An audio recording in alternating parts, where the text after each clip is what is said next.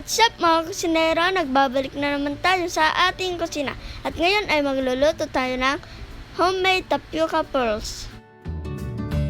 Ito ang mga sangkap. 1 cup tapioca starch, 1/2 cup brown sugar, 1/2 cup water, food color at 1/4 cup brown sugar.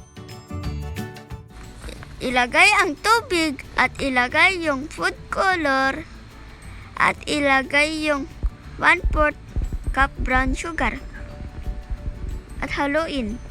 Hintayin hanggang kumulo. Pag kumulo na, maglagay muna ng 1/4 cup tapioca starch. Haluin lang ito. At ilagay na yung natitirang tapioca starch.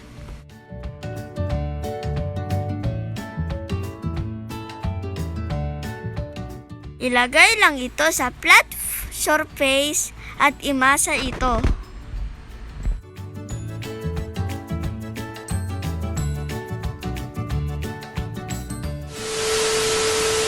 Ganito ang itsura kapag namasa na.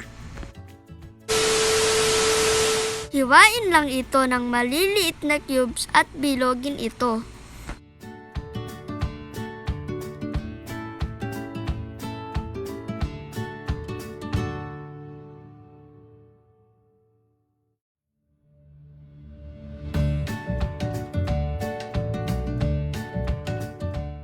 Magpakulo lang ng tubig at ilagay yung tapioca pearls.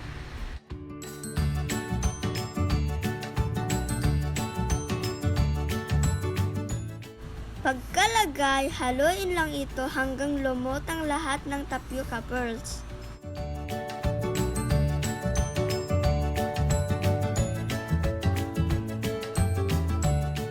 Pakuluan lang ito ng 15 minutes.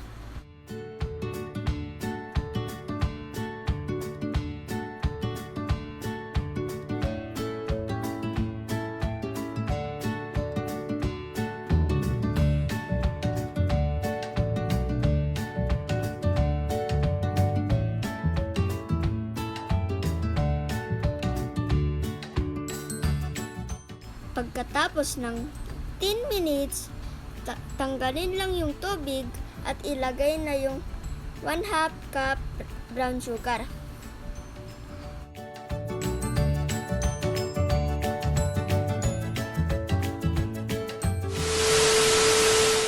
Yan, luto na ang ating homemade tapioca pearls. Please don't forget to like, share, subscribe to my YouTube channel. Thank you!